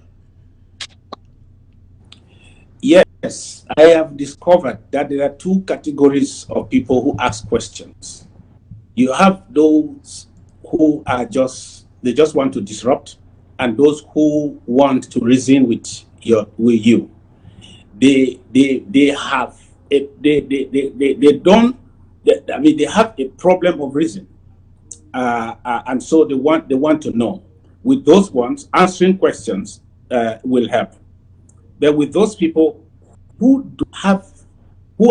problem is not reason, the problem is they have chosen a camp, they have chosen a particular ideology, they have been indoctrinated, they have a side. They are not willing to engage the facts. They are not willing to listen. So it's a waste of time to take your time off the issues that you want to do. Because so sometimes, my weakness is that sometimes why I answer some people is that I cut you a slack. I think that probably you're one of those who really want an answer, who really want to reason with me on the facts. So I try to answer. But sometimes it is clear that these people have an interest. They came there to promote that interest. Came there to promote that interest and not to reason with the facts. They have no attention, because as I said yesterday, you even asking me that I should tell you about the state of finances, how they were used. Even if I told you, is that acceptable? It's not acceptable. Of course not. Because it is what the investigators say that is acceptable in court. It's not what I say about the matter. Even the court will not take mine for the answer. If there's an investigator, the investigator will present his report to the court, and now that's it. That they question me on that. You're not questioning me based on the facts that have been presented by the expert that have looked into the matter. You want me, that you are accusing, to be the one to tell you there was no audit. Then you can ask, what do you say? How can you get the audit and ask me to tell you? So my word, and which one is weightier? And you go and tell me, no, one journalist said something, one so-called journalist said something, and he said something, he gave an opinion. And so, can you answer me? There is an audit before you, an audit report, and then there is an opinion by somebody who doesn't even know how to put figures together, and who doesn't understand and cannot explain and situate one single expenditure, how it was incurred, who authorized it, who carried out the expenditure, the purpose was. He doesn't have any of that. He said, because he gave me some screenshots. Can you substantiate? No. If you need any substantiation, can you just go to the audit? Can you ask those who refuse to go to the audit to go there? Can you have the courtesy of contacting the auditor that represented your county if what his opinion is about that piece of trash? You don't ask the person that you are accusing to defend himself. In a case that has been investigated and closed, go and ask the investigators or probably at court. Absolutely. Absolutely. Now, let's talk about these figures a little bit. $315,000, that is a little over 150,000, 150 million CFA francs. That is not a lot of money. We all know that. You know that. That is not a lot of money. Even a million is not a lot of money. But on ground zero, you can start imagining there are going to be lots of expectations from ground zero. Not all of this money came in cash. Do we know how much cash came out of this and what came in as pledges? And what can you tell ground zero to expect from these funds? Because again, the counties and the LGAs, they have possession of this money, or we have possession of this money. What do you expect ground zero to see going forward from these funds, from their LGAs, their counties who are managing this money? The number one thing I want to tell, first of all the tiers of government, the counties and the local governments and the national treasury, is that I will be hands-on in this project to make sure that all the T's are crossed and all the I's are dotted, to make sure that everybody does his job, from the Controller General to the treasuries of all the counties and local governments and the national treasury, to the National Self-Defense Council and the county self-defense council. I will be hands-on. I will be everywhere there to make sure that everything is done according to our rules in the House. I'll make sure that the ethics committee is at work to make sure that every excess of every mistake is checked and corrected as quick as possible. I would rather want some people in the House to hate me than for Ambazonians to ask me, what did you do? So here is the thing. I want this message to go to our fighters, to tell you that this assurance is not coming from me, it's coming from the people of Ambazonia. This is what they have said. This is what they told you yesterday. If it's a matter of resources, don't sell out to the devil. Don't listen to some detractors and enemy contractors and the sellouts and those who have given up and they are now preaching federation and single. Is it one state, single status? What is it? Special status. Special status. Yes. Don't listen to them. Don't listen to them that say you will not win this war because you don't have anything. Your government has nothing. People are not supporting it. They will kill all of you. Don't give up. The people have asked me to tell you that if problem, don't give up. So that's my message to the people. Unless you just decided to be on the wrong side and destroy your own destiny and the destiny of your people. But if it has to do with resources, the message from the people of Ambazonia, from the diaspora to ground zero, is to tell you that if it's a matter of resources, don't give up. You don't need to go and kidnap people. You don't need to do rough work, as we call it in Amber terms. You don't need to go and kill people and threaten people, kidnap for ransom. The people have said that they will stand with you. If you are associated with your county and with your local government, you will have what you need for us to prosecute this struggle legally until we get to Boya. So my assurance to La Republique, the assurance I'm giving them is that everything that we have done to get to where we are now, more than ever before, we have the capability of doubling down on it. If you did not win us yesterday, you are not going to win us today. Neither will you win us tomorrow. I want to assure you my drive. I want to be able to raise more than Ambazonians, please. I want you to help me to send a stronger message to the international community and to Ambazonia and whoever is behind La Republic, that we should be able to raise for our county and local government initiatives at least $1 million. I will be coming to your counties, I will be coming to your countries, and if that's what I will do every 24 hours, I will do. The other team, that is the strategic team, should get ready for work. Now is not the time for us to think about what do we need to do this. You should better put yourself together. Let's talk about how to do it. Because as for the means, Ambazonians have told me that I should come to them. They will give us what we need. So I will be going around all the countries virtually. You will mobilize everyone who wants to get to where. I will be there. Let the people be drafted. Let one by one. That's the motto of this program, is one by one.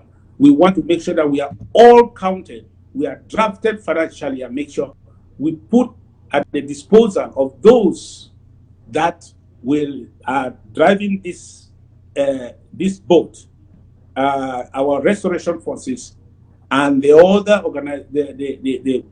the whole machinery, I call it the infrastructure, to put at their disposal the means to pilot us our destination. Thank you. Wonderful. Awesome. Ladies and gentlemen, there were only 687 people attending that meeting of yesterday, and plus the 1,100 watching by way of ABC. There are at the least 3 million Ambazonians out here in the diaspora. Every county and every local government is waiting for your own draft. You don't have to call here to draft, but if you have to, that is okay. But we are hoping that you will get to your local government to do that draft. I understand that different local governments are holding their own drafts to draft in their people to bring in the money to prosecute this war. So please, I want to call upon every one of you out there. Be encouraged, be motivated with what you saw yesterday. Let us come together to make sure that these boys on the ground, as the president has said, lack nothing. They don't have to go abducting and taking ransoms. I had a call just a few hours ago, and somebody said to me, they took over my farm and they took over my dad, and they're asking for 5 million. Of course, I know for sure, these are not the restoration forces, Ambazonia restoration forces that we all know. These are the losers and the rook ones who are doing this. But we have to empower the good ones to root out these losers and rooks from among them. They cannot continue to destroy the sacrifice and the good work that the good ones are doing out there. And the way we do that, the way we do so, is by empowering them, putting into their hands the equipment they need. Sweeping Kugwe and Guzang and Batibo as a whole from all these other losers. Mr. President, you heard me talk about Kugwe, Guzang, and so on. I don't know if you have anything to say about that community. Yes, I will. I have not been briefed. I have not been updated. Earlier today, I spoke to the Momo County commander. I have not spoken with the chairman yet, but I got some which I will not give here. I will rather, within this program, if time permits, you should call Chairman Jackson, who he tried to reach me while I was preparing for this, and I couldn't use the phone. He said in that text message that you should call him into the program. He has some updates for you. Probably I would have received the updates. Yes, so you can call him to this program. He will tell you a little more because my Joint Chief of Staff has not yet briefed me. I needed to have up to the moment briefing before I answered any questions concerning that. But we are working on it. We are responding to that situation. All right, wonderful. We are joined once more by Barrister John Fru, who was in the meeting yesterday. Barrister John, you've been listening to me and the president. Is there something you want to say to the president or add to what he has said out there?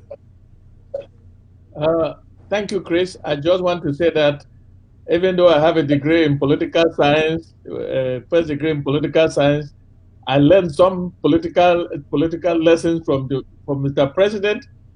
The only way to respond to your detractors is when you succeed in what you are doing. And I thank you very much. I've learned something, and I thank you for the further explanation. But I want to add that those detractors have not asked Brado Tabeyan to go to the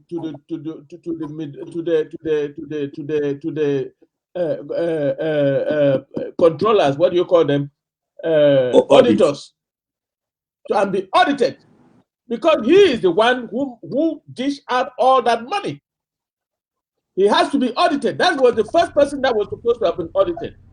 Mr. President, I'd like to thank you for a job well done yesterday. I was so excited, and I want to promise you that I have been drafted, even though I'm living like a scavenger, but I've drafted myself in, and I'm going to do everything to finish my own 1,000. I started yesterday, and I'm going to finish. You want to know that some detractor took my picture and said I made a fake contribution. Right. I want to inform you that I paid my contribution, Mr. President, and I'm going to continue as long as I live. I don't know when I will get to Boya, but I am on this fight with the rest of my life. Thank you very much. Thank you, Barrister John. For a few minutes, I have Chairman Jackson on the line to give us a brief on what is going on in Batibo and in Kugwe, if possible. Mr. Chairman, good afternoon, and thanks for joining the program, sir. Yes, thank you, Secretary Chris. Can you hear me? I can hear you 5 on 5. So tell us what is going on in Guzang, what went on there today? Okay. Before I get to that, there are a few clarifications that I will need to make at this point in time. Okay. Yes, earlier during your show with the barrister, I heard you and him mention to Momo Marines, the forces that we have in Menimo area, Momo West. Right. I would like to say that we have restoration forces over there. There is nothing like Momo Marines. Oh, okay. All right. Good to hear that. So that is something that I really want to put into record. However, you had something. I thought there used to be something like Momo Marines in Momo. Am I right? Yes. Those were forces that were littered around before the restoration forces were constituted. Okay. Yes. Okay. So all right. This time we have the restoration forces. But I would say that there might be remnants of some other little forces still around, but we have restoration forces in the Menemo local government area. And, and then the second thing is this morning I had a briefing from the chairman of the Moamo local government about what was going on. Yes. Later on, the defense chair called me. So the situation is not actually happening in Kugwe as it was portrayed. These guys, they move up to Guzan. But what I want to tell Ambazonians here is that when you say, hold on a second, hold on a second. When you say the situation is not still happening in Kugwe as it was portrayed, are you saying those children are back? Are you saying these groups did not send an ultimatum to the community in Kugwe? What do you mean by it's not the same? all right, thank you. These are two different things we are talking at this time. The Kugwe situation remains stagnant with the threats that you mentioned about. Okay. But the latest skirmishes that we're talking about happened around the Guzan area. All right. Where so about 15 ADF boys, I was told, came to attack our bases, and our boys are about to stand their grounds and to fight them back, which is what I was told by the defense chair for Mogamo. And Momo is actually on the alert, and Momo is already working on a plan, which I don't feel comfortable to release here. Absolutely not. And I just want to give the assurance to everybody that Momo is going to take care of it and our sister forces around, because I have to let you know that Amazonia Restoration Forces are well constituted and organized at this time, and they are doing everything now to come together to take care, because a threat on one is a threat on all. All right. What about Guzang? Are there any casualties in Guzang from the incident of today? No. Well, during my last briefing, there was no casualty. Okay. And has the tension died down now as we speak? No. No. Okay.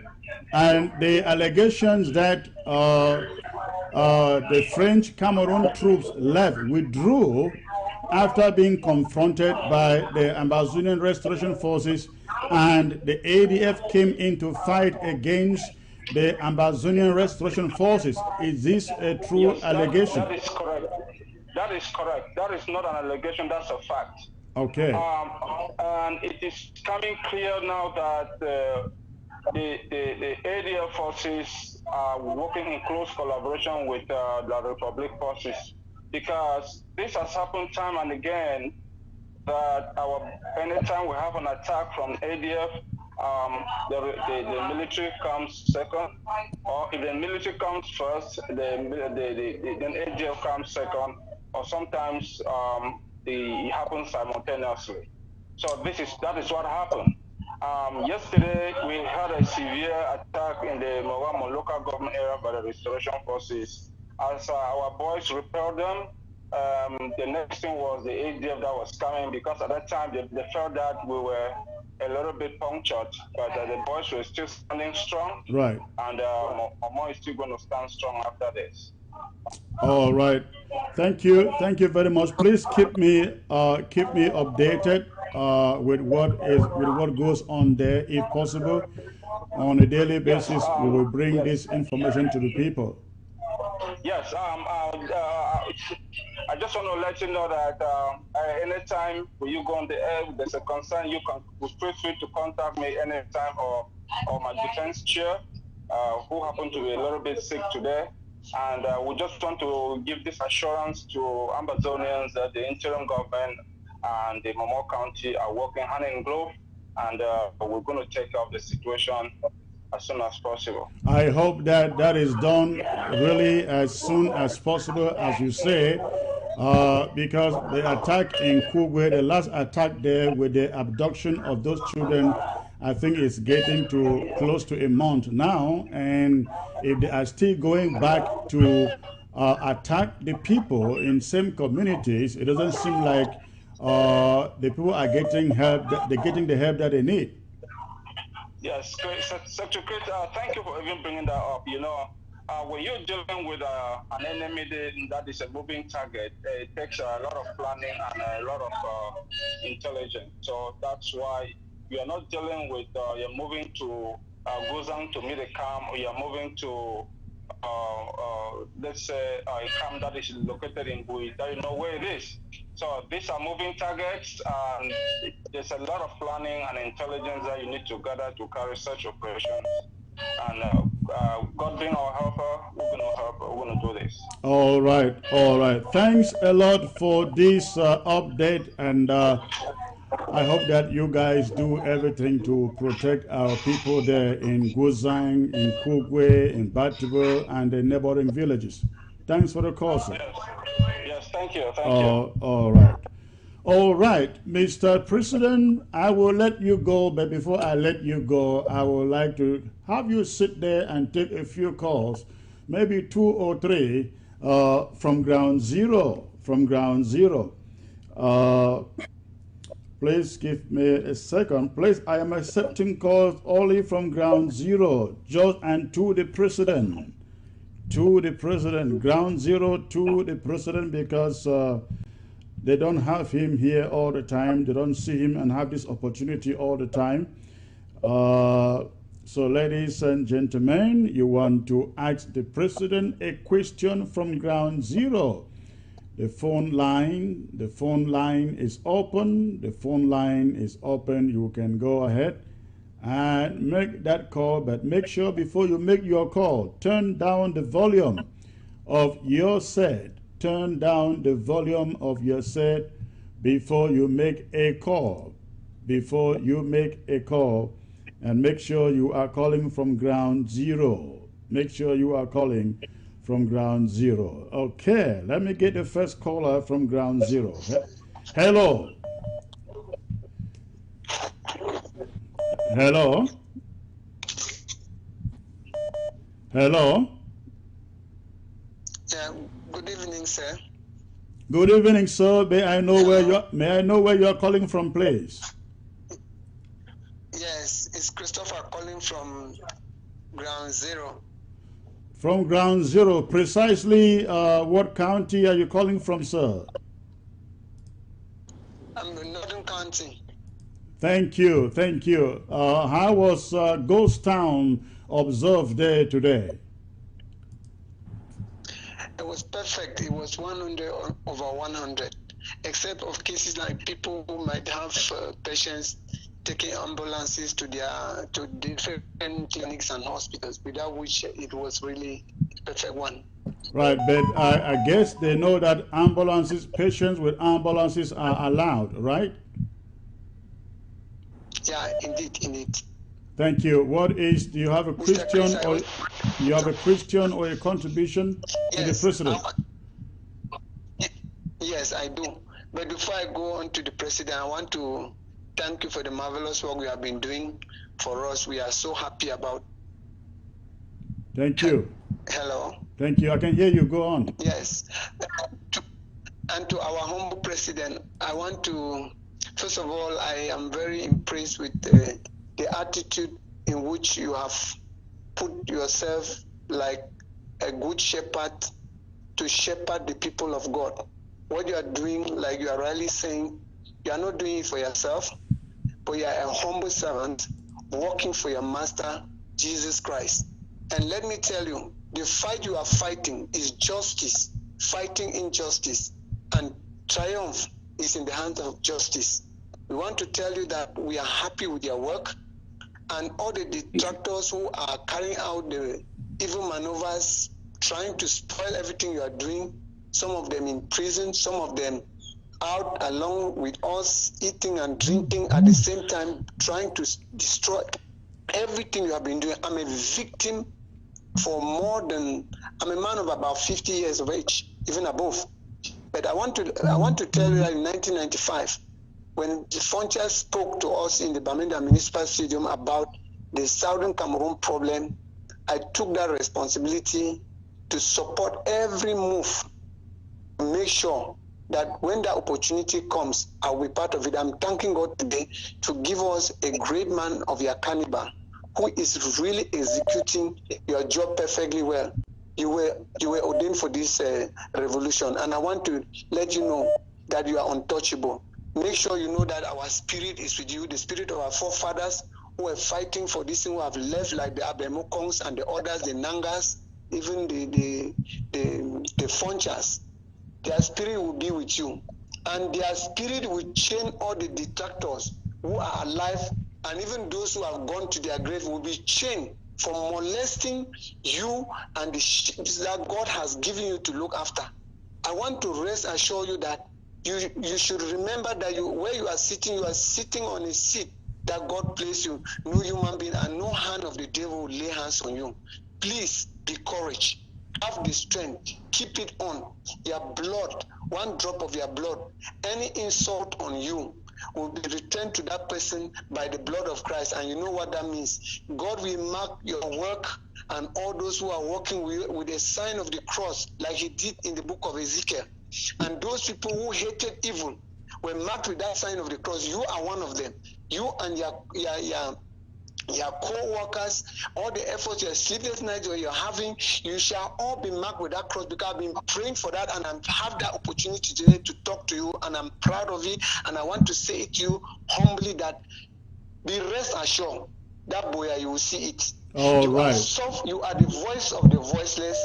You are the father who feeds from nothing. You, the little grain of corn you have, you are sharing with all the suffering people.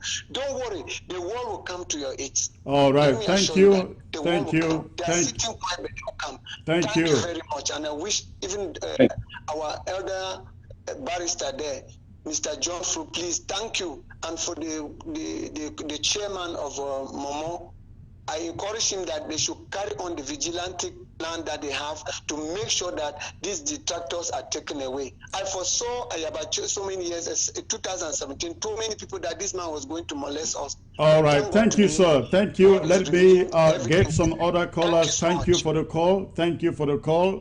Mr. President, that was essentially what we call praise singing. And I think he is right. He is right to do so. You have any word for him? I just want to tell you, it is silent voices like yours that keep me working tirelessly. Because I know every one loud voice of a detractor, there are thousands that are silent, that are just hanging on the rope, saying that let him do something and get us out of here. Those are the voices I hear. And because of voices like yours, I will not be discouraged. I will not give up. I will not be distracted. We walk with God, and one with God is the real majority. Is the stronger than all. And I know that we will get there not by might, but by God himself. Thank you. All right, let's get this second caller, Steve from Ground Zero. Hello, sir. Good evening, Secretary Chris. Good evening, sir. May I know where you are calling from, please? Hello? Hello, I can hear you. Yes, May I know where you're calling from? I'm presiding from Bui Division. Okay, how is Bui today? Perfect. How was Ghost Town in Bui? Ghost Town as usual. Thank 100%. you. Thank you. Thank you. What message, contribution, question do you have for the president? 50 seconds. Okay, thank you, Secretary Chris. I will speak in our natural pidgin language. You are very much free to do so, sir. Go ahead. President, greeting to you. I'll be very happy for see you today, and I'll be very happy also for speak to you live. So, Mr. President, I get one question, and my question is, when we will reach to Buya? Because I have a dream. I have a dream of after 4 months from now, we will reach Buya. So, Mr. President, with your give you big prayer, you know, say now fasting, and we're there for fasting. Okay. All right. Thank you. I know people them they call you pastor. Any man that people where they call you pastor now people where they know they believe God now Satan them. Like I know one for call my name. All them know say all them now Satan them bed. Satan get there and we could cut that there. When they call Satan it there, Satan no way for move. So we don't already be for Buya. So I do thank you. I don't get plenty things them for talk. I want make me LDM know. Say that thing where they make them for Buy. We go finish them. We will really finish them and they go finish one by one. All right. All right. All right. Thank you for the call. Thank them like public. Don't come they attack them like for Nsoh. All right, listen. Them they go fight.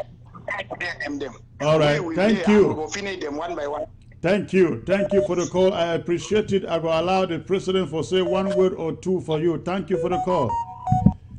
All right, Mr. President, sir. I know if you tell you say when, but people like when I get spiritual eyes, when I the all see. May I tell you something? I know if you know the time, but I feel know the season. This man will know the sea. He know if you know whether, he know if you know time. So man can for tell you the time. But when dry season come, he go no say dry season don't come. When rainy season come, he go no say rainy season don't come. If he tell you the season then, but he know if he tell you the time. If the ask someone say me tell you time. Me I know if he tell you the time because now God know the time. But if he tell you the season what would inside. The season what would inside. The season for you for know the season. Something that already happen. Something that already happen for some time. Even the temperature they change. You did not say season don't change. The thing I want to tell you say for this season what would they now sow? To say the time no far away. Because this season what would they sow? It is sure we say international community they pay attention now for the first time for 58 years. United Nations they pay attention now for the first time for 58 years. United States it don't pay the highest attention for the first time for 50 years.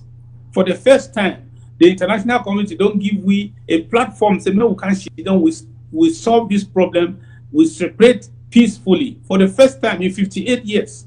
For the first time, La Republic don't bury own dead people and so they hide the number. They don't even know again how this thing will be. Small time, sometimes salary no go be for pay, even the people they can't fight. I want to tell you say, for the first time, our own people them, we carry the same on the way that they use it for kill we. I want to tell you say, no country, not the way we don't do their revolution. It reach for the level where they so they not get their freedom. So if you tell you say the season where they decide now the final phase. Now the final phase where as ambassadors don't tell we say they never tire. They never tire. Even with COVID, we don't make them people they don't lost their job. They don't get money again for support. They don't tell we say the last energy where they get them, we'll get them. We'll move on now because we will fight. And when you see your enemy the tire they go, then you can't get that kind of energy for fight. No, you know say you will win the fight. So now all my assurance now I think you wanna say we go surely win the fight because for the time where we enemy the make we will just get power where come up from nowhere, from heaven. That this power will get and so now for finish this fight and we will finish it. The Republic will come for that table, whether they like them or not. Because you know what? Because we will never tire. All right, Mr. President, let's take the last caller, so that we can call it a day. And the last caller is joining or calling from Bafut. Hello, sir. Hello. Yeah, hello, sir. Good evening. Good evening, sir. You are calling from Bafut? I can hear you, sir. Yes, sir. Yes, go on, please. Yeah, sir, I want to thank you all for the great job you are doing over there, and especially to Barrister Nsoh. I want to say you are really doing a great job there. And also to this other case of General Alaji of Bafut. You know, someone can be bad and lastly changes. This said general has done a lot. All the footages you see there with the helicopters from the military corpses is being done by this general. He has been saving souls here in Bafut this time around. And I know, someone can be bad and later on changes. And this is a hero, I can say. He has fight till he has fight till the last man standing. And I believe just the Romo that we got, he was dead. It was like a trauma to us here in Bafut. But when we later found out that he was alive, we are really great and we thank God. God really saved him, because the people, it was not really easy for him to like confront thousands of military. They were so many in numbers. So the general Alaji could still go and have the courage to face these people and unto putting them down in a great number. He dealt with them, even though he lost all of his guards, and it was like a trauma to him as well. Before even having some injuries from the attack, it was due to the down of his 4 guards, which led to him injured, and that was where the Romo god of that General Alaji is dead. No, he is very fine and sounding well, and we so much thank God for preventing him for us from getting hurt from the La Republic military. Thank you, Chris, and I really appreciate what people are doing there. Thank you for the call, and I'd like you to know, if you speak to Alaji, let him know that we will all, including all of the interim government, stand behind him, support him, lift up his hands if he chooses to do the right thing. We want everybody who has put his life on the line for Ambazonia to do the right thing. And when you do the right thing, every Ambazonian, including all of the interim government, will stand in support of that person. That is all we want. That is all we want. We want every Ambazonian restoration force in every community to be seen as friends of the community,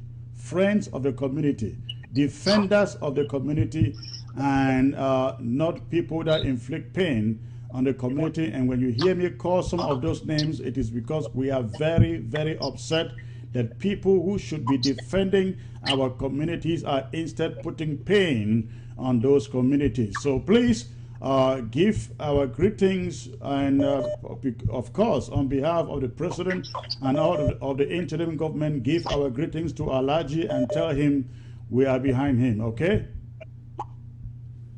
Yes, sir, thank you. And sir, there is this I also want to make comment on.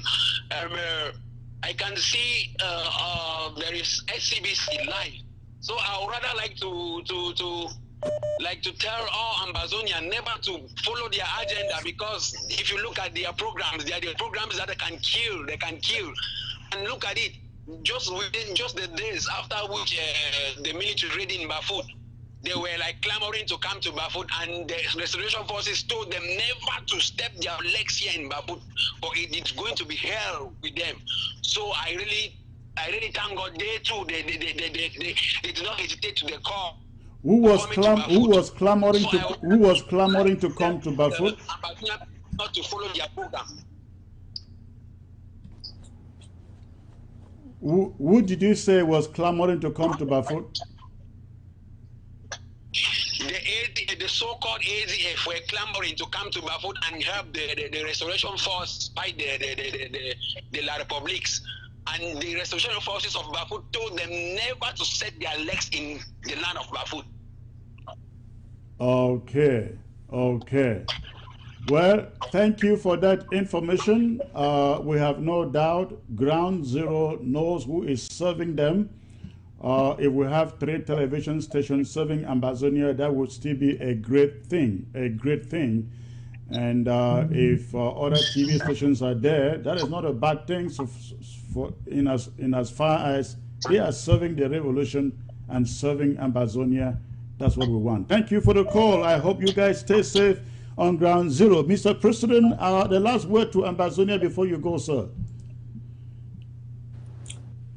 Oh, Ambazonia, I just want to say thank you.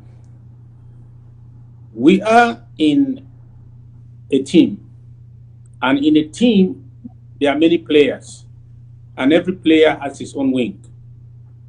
I'm here as the person you have chosen to be the captain, but the captain can do nothing without everybody playing his own part in that team.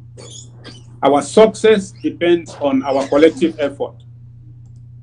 That is why we are drafting everyone. Some of us can give. We are already giving who we are, and we are giving what we have. Others are giving a portion of what they have, and you still have more to give. Don't be tired. My message is don't be tired. Even after giving your financial resources, also bring your ideas. Make sure I have directed that the website should include the contacts of all our LGA chairs, all our county chairs, all our restoration so members around the world, all our cabinet members, and all those my assistants in the presidency. The website must include all of us, our names, our contacts, so that you can contact where it is necessary and bring your ideas.